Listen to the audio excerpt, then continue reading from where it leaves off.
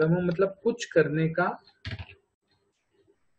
क्लम मतलब कुछ करने का इच्छा नहीं होना, ना शारीरिक ना मानसिक, कोई भी तरह से शरीर में कुछ भी करने का इच्छा नहीं होना। बहुत severe tiredness is what you will have in clummer. Clummer is a severe tiredness with irritation. तो क्लम कब आता है? क्लम आता है जब आम दोष के साथ आप आस्थापन बस्ती दे दोगे। तो शरीर में आम दोष है और आम दोष के साथ ही आपने आस्थापन बस्ती दिया। आस्थापन का मतलब काढ़े का बस्ती। तो आम ये स्निग्ध है, शरीर में लीन होता है। आम में एक्सपेक्टेड है कि आप पहले आम पाचन करो, उसके बाद दोषों का निर्हरण करो। आमज दोषों को अगर शरीर के बाहर निकल रहे हैं तो रोकना नहीं चाहिए, और अगर नहीं निकल रहे हैं तो खींचना नहीं चाहिए। अनलेस एंड अनटिल आम पेट में जमा हो और आप उसको तुरंत ही, मतलब कोष्ठ में जमा हुआ आम आप तुरंत ही वमन से निकाल सकते हो, बाकी कहीं भी आम को हमको छूना नहीं है। आम को सबसे पहले दीपन पाचन करवाना है, फिर बढ़े हुए दोषों को शरीर से निकालना है। तो अगर गलती से अगर हमने आम दोष में आस्थापन बस्ती दे दिया, शरीर में आम फैला हुआ है और अगर उस समय हमने आस्थापन बस्ती दे दिया तो दोष प्रकोप हो जाता है, वात वृद्ध हो जाता है, स्रोतोरोध बढ़ जाता है। स्रोतोरोध पहले से ही है तो स्रोतोरोध और बढ़ जाता है, जिसके वजह से अग्नि मंद हो जाता है। इसके सिम्टम्स में उन्होंने बताया है क्लम हो जाता है, दाह होता है, रुद्धशूल होता है। रुद्धशूल मतलब कोई भी चीज करोगे, जरा भी ज्यादा एक्टिविटी करोगे तो छाती में दर्द होता है। दिस दर्द might be because of muscular pain, might be because of some issue with the heart. मोह मतलब कोई चीज करने की इच्छा नहीं होती, कोई चीज समझ में नहीं आती, बस लेटे रहना है, आराम करना है, इतना ही समझ में आता है। वेस्टर्न मतलब शरीर को जकड़ के रखा है या पकड़ के रखा है, कोई चीज बांध के रखी है, ऐसा वेस्टर्न मतलब बांधना। तो शरीर को बांध के रखा है ऐसी फीलिंग आती है और गौरव भारी भारी लगता है। तो दिस इज क्लम। अब क्लम की सिद्धि में हम क्या करते हैं? क्लम की सिद्धि में हम रुक्ष स्वेद देते हैं। आम जो है वो स्वेदन से कम होने वाला है, लेकिन यहाँ पर स्वेद जो देंगे उसके पहले स्नेहन नहीं देंगे, तो रुक्ष स्वेद देते हैं और आम पाचक द्रव्य देते हैं। आम पाचक द्रव्य जैसे पिप्पली, देवदार, वचा, शुंठी, शटी, एला, ये तो चरक ने बताए यहाँ पर, लेकिन आप आपके क्लिनिक में जो भी अलग आम पाचक द्रव्य अवेलेबल हैं वो आप दे सकते हो, पेशेंट के हिसाब से दे सकते हो। जैसे पेशेंट बलवान नहीं है, हीन बल है, या अगर पेशेंट वात प्रकृति है तो आप वचा, शुंठी यूज कर सकते हो। अगर पेशेंट कफ प्रकृति है या फिर अगर पेशेंट बलवान है तो आप चित्रक भी दे सकते हो। चित्रक भी अच्छा आम पाचक है। तो all these drugs are indicative. Indicative मतलब important is what is written in the blue. जो भी ब्लू में लिखा है वो इम्पोर्टेंट है, बाकी सब चीजें जो है वो इंडिकेटिव है। इंडिकेटिव का मतलब है कि उन्होंने इंडिकेशन के लिए बताया, एग्जाम के लिए बताया। रुक्ष, स्वेद और आम पाचक ये इसका चिकित्सा का सिद्धांत है। तो अब रुक्ष, स्वेद और आम पाचक द्रव्य देंगे, उसके साथ ही साथ आप मद्य, अरिष्ट, आसव, उष्ण जल और गोमूत्र भी दे सकते हैं। ये क्यों देते हैं? ये देते हैं, इसका कारण ये है कि ये तीक्ष्ण द्रव्य है। ये जो द्रव्य है तीक्ष्ण द्रव्य है। आम जो है ये मंद है, तो ये तीक्ष्ण द्रव्य देने से भी आम पाचक होता है। क्षार सेवन करने को बोला है। क्षार सेवन क्यों करने को बोला है? क्षार भी तीक्ष्ण है, क्षार भी उष्ण है। तो जो भी द्रव्य हम दे रहे हैं वो सब आम पाचक द्रव्य दे रहे हैं या आम को निकालने के लिए। इसके साथ साथ सिर्फ यही एक माधु तैलिक बस्ती, माधु तैलिक बस्ती मधु और तेल के साथ, मधु और तेल के साथ। मधु क्या है? मधु वृक्ष है, तेल क्या है? तेल उष्ण है। तो ये व्यत्यास बस्ती दी जाती है अगर आम से तकलीफ हो रही है, तो क्लम हो रहा है, तो माधुदेली बस्ती जो है ये व्यत्यास बस्ती है। ठीक है, तो क्लम हमने खत्म कर दिया। अब हम चलते हैं नेक्स्ट व्यापद की तरफ, जो है आदमान। आदमान का मतलब होता है कि पेट में बहुत सारी हवा या बहुत सारा वात भर जाना। पेट में बहुत सारा वात भर जाना। ठीक है, तो यहाँ पर जो वात भरता है दैट इज एक्चुअली एयर, और दैट इज एक्चुअली, ये वात दोष नहीं बढ़ता, दिस इज एक्चुअली एयर। लेकिन ये एक्चुअली एयर भरती किस वजह से है? वात दोष के प्रकोप से। तो आदमान होता किसको है? अगर दोष प्रकोपित है और इसमें अगर हीन बल वाला बस्ती दिया जाए, प्रकोपित दोष में हीन बल वाला बस्ती दिया जाए, तो वो क्या करता है? दोषों को उत्क्लेशित कर देता है, वात को प्रकोपित कर देता है। और बिकॉज वात के वजह से रुक्षता बढ़ जाती है, तो स्रोतो रोध हो जाता है, अचानक से सब जगह पर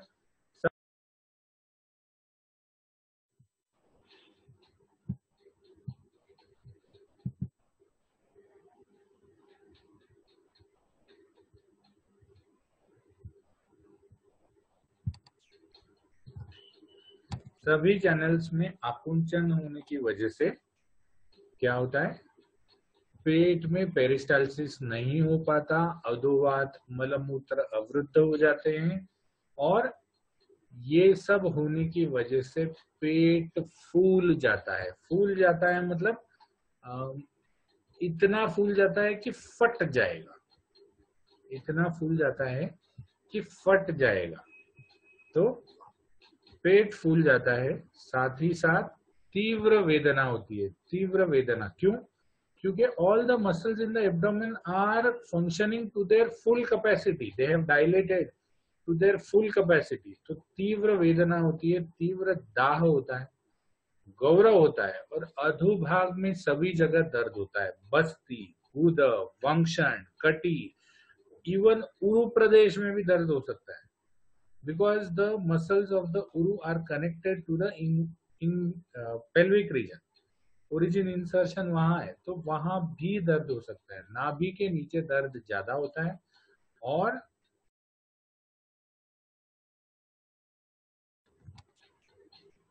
अधोभाग में सभी जगह दर्द होता है। वंक्षण, कटी, उरु प्रदेश, नाभि के नीचे सभी जगह दर्द, और बाकी एरियाज में तीव्र वेदना और पेट फूले जैसा लगना, ये आदमान के लक्षण है। क्यों होता है? प्रकोपित दोष में हीन बल वाली बस्ती देने से। अब आदमान की सिद्धि कैसे करें? आदमान में हुआ क्या है? Air has been trapped in the abdomen, तो इसीलिए वो एयर को निकालना जरूरी है। एयर हो, मल हो, ये जो एब्डोमेन में ट्रैप हुआ है लो पेरिस्टालसिस की वजह से, उसको निकालना जरूरी है। तो निकालने के लिए क्या करते हैं? वर्ती देते हैं। वर्ती मतलब गुद भाग में उंगली करना, एक अलग से लंबी वर्ती को मैंने शायद बताया होगा। वर्ती मतलब एक विक, जिससे एक लकड़ी जैसा, लकड़ी नहीं होती वो actually, it is a semi hardened thing which is medicated, prepared from cotton or cloth, or currently we make it from gauze piece। Gauze piece को रोल रोल रोल करके एक ऐसा रोल बना देते हैं लंबा, जो इजीली गुद भाग से अंदर जाए। फिर उसको अलग अलग कार्डों में डुबा के रखते हैं, सुखाते हैं, डुबा के रखते हैं, सुखाते हैं, डुबा के रखते हैं, सुखाते हैं। और जब गुद भाग में इंसर्ट करना होता है, तो उसके पहले थोड़ा सा डायलेट करते हैं उंगली से गुद भाग को, फिर इस वर्ती पे थोड़ा सा तेल लगाते हैं, और फिर उसको अंदर इंसर्ट करते हैं। जब इसको suppository, right now what you have in allopathy is suppository. तो वर्ती इंसर्ट करने से क्या हो जाता है? गुद डायलेट हो जाने की वजह से जो भी गैस अटका है वो वहां से धीरे धीरे निकलना चालू हो जाता है। ये वर्ती मेडिकेटेड क्यों लेते हैं? मेडिकेटेड इसीलिए लेते हैं, अलग अलग प्रकार की योनिवर्ती जो होती है वो अलग से मेडिकेशन होता है, गुदवर्ती होती है जो अलग से मेडिकेशन होता है। तो अगर आप गुदवर्ती में देखेंगे तो या तो सरसों पिपली इसके जैसे इरिटेंट चीजें हैं, और या तो शामा त्रिफला जैसे चीजें जो हैं जो विरेचन करवाती है, तो वर्ती डालते हैं। तीक्ष्ण बस्ती, तीक्ष्ण बस्ती देते हैं फिर से बिलवादी गण और गोमूत्र के साथ, ताकि जब बस्ती वापस निकल आए तो उसके साथ मल और वात को लेके निकल आए। और तीक्ष्ण बस्ती के बाद तेल बस्ती देते हैं ताकि जो भी वात बचा हुआ है उसका शमन हो जाए। तेल बस्ती किससे देते हैं? सरल या देवदार से। तो आदमान के बाद अब चलते हैं हिक्का। हिक्का मतलब हिचकी, ठीक है। तो हिक्का मतलब हिचकी। हिचकी क्यों आती है? मृदु कोष्ठ वाले व्यक्ति को तीक्ष्ण बस्ती दे तो हिक्का नाम का व्यापद उत्पन्न होता है। इसमें क्या होता है? वात प्रकोपित हो जाता है और ऊपर वाली दिशा में उठना चालू हो जाता है। There is severe reverse peristalsis which happens starting from the intestine. तो सीवियर रिवर्स पेरिस्टालसिस हो जाता है, इससे हिक्का होता है। और हिक्का के बहुत सिंपल से लक्षण है। बार बार हिचकी करा करा के पेशेंट में बलहानि होती है और हिचकी आती रहती है। एक तो बलहानि, अगर आपको कंटिन्यूअसली 1 घंटा हिचकी आए तो what you will feel? You will feel distressed. तो ये बलहानि है और हिक्का आती रहती है, ये हिक्का है। हिक्का की सिद्धि कैसे करते हैं? हिक्का व्याधि की चिकित्सा करते हैं और ब्रहण करते हैं। ब्रहण मतलब ऐसी चीजें देते हैं जो शरीर में ब्रहण लाए। ब्रहण क्यों देते हैं? क्योंकि ब्रहण चिकित्सा जो है वो वातग्न होती है, या वात के विपरीत होती है। वात लघु है, ब्रहण गुरु है। वात रुक्ष है, ब्रहण स्निग्ध है। तो ब्रहण द्रव्य देने से क्या होता है? वात शांत हो जाता है। और हिक्का व्याधि में जो जो भी चिकित्सा बताई है वो देते हैं, जैसे अनुलोमन करवाते हैं या फिर पानी पिलवाते हैं। हिक्का व्याधि की चिकित्सा और ब्रहण ये 2 चीजें करते हैं। साथ ही साथ वात को शांत करने के लिए तेल बस्ती दे सकते हैं। ये तेल बस्ती भी बला या स्थिरादि गण की देते हैं जो जीवनीय या ब्रूहणीय गण में आते हैं। आम्ल मध्य देते हैं। आम्ल क्योंकि तत्राद्या मारुतम घ्नन्ति, तो आम्ल मध्य, आम्ल कांजी, ये दोनों देने से क्या होता है? वात तो शांत होता ही है, साथ में अगर अग्निमांद्य है तो वो भी नॉर्मल हो जाता है। और ब्रूहण में अलग अलग प्रकार के वातग्न प्रयोग करते हैं, जैसे तेल की बस्ती है या घृत पीना है। वातग्न आहार देते हैं, उष्ण और स्निग्ध अन्न, ये वातग्न आहार में सबसे श्रेष्ठ है, उष्ण और स्निग्ध अन्न। तो वातग्न आहार भी देते हैं। ये हुई हिक्का व्याधि की सिद्धि। चलो 44 पीपल हैव कम। तो वातग्न आहार और हिक्का व्याधि की चिकित्सा और ब्रूहण द्रव्य और आम्ल द्रव्य देने चाहिए। हिक्का के बाद उन्होंने रित ग्रह बताया है। रित ग्रह मतलब हृदय जकड़ लेना या हृदय में तीव्र वेदना होना या हृदय का फंक्शन लॉस होना। तो रित ग्रह कब बताया उन्होंने? तीक्ष्ण बस्ती दिया जाए तब, या सवात बस्ती दिया जाए। सवात मतलब हमने जब बस्ती देखा था तो हमने ये देखा था कि बस्ती जब देते हैं तो उसमें से नीचे से दबा के वात को पूरी तरह से निकाल देते हैं। जैसे हम इंजेक्शन को देते हैं, इंजेक्शन के लिक्विड एक बार भरने के बाद लिक्विड के आगे लिक्विड को थोड़ा सा जैसे गार्डन होता है, तो वैसे गार्डन के जैसे गार्डन में जो फव्वारा होता है वैसे थोड़ा सा फव्वारा मार के उसको बाहर निकालते हैं दवाई को, ताकि कोई भी ये नहीं रहे,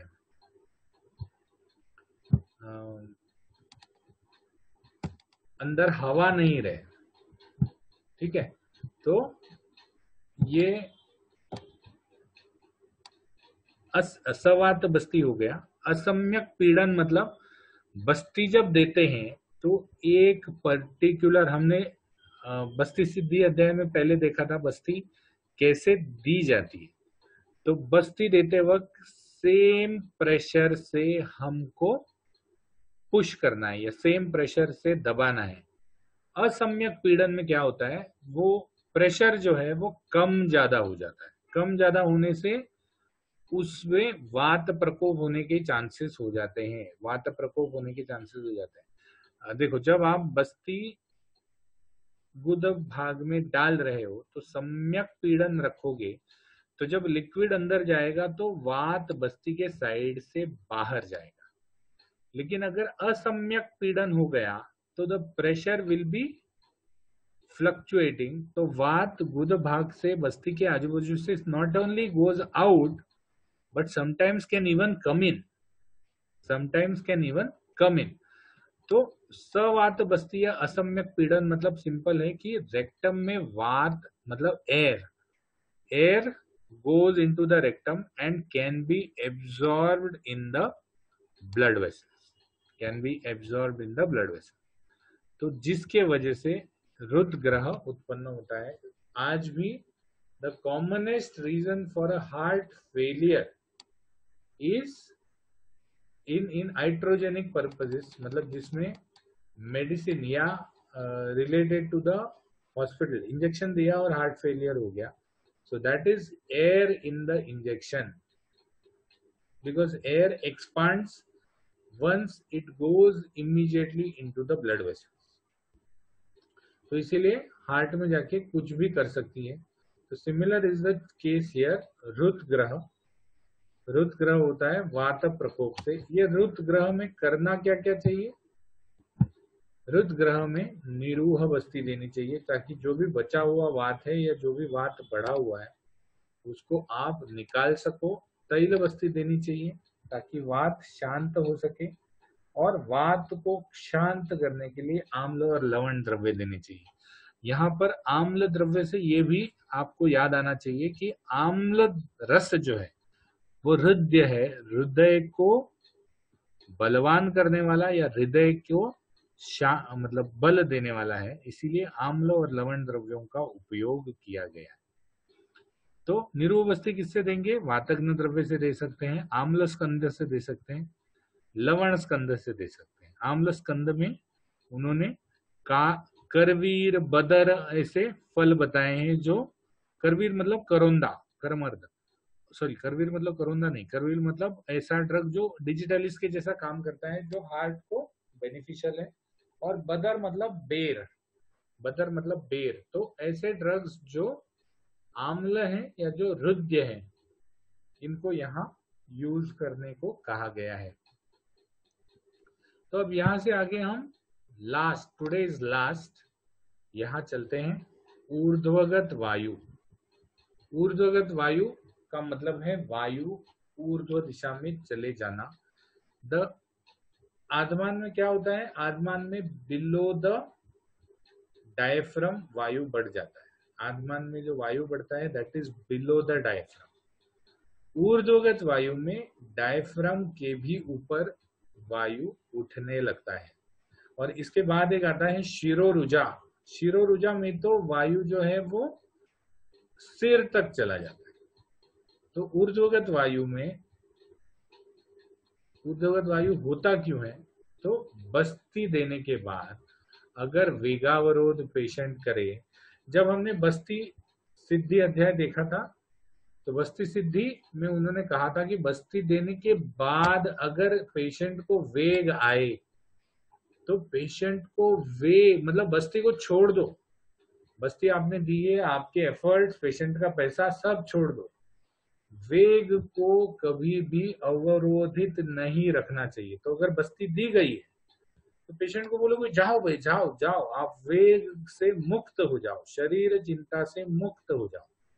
और यहाँ तक उन्होंने बोला गया है कि बस्ती देते वक्त अगर बस्ती दे रहे हैं, हम बस्ती पुश कर रहे हैं और पेशेंट बोलता है सर जोर से आइए, तो सिंपल है, बस्ती के निकाल के उसको पहले वेग को अवरोध निकाल के फिर जो बची हुई बस्ती है उसको वापस से दे दो, ऐसे कहा गया है।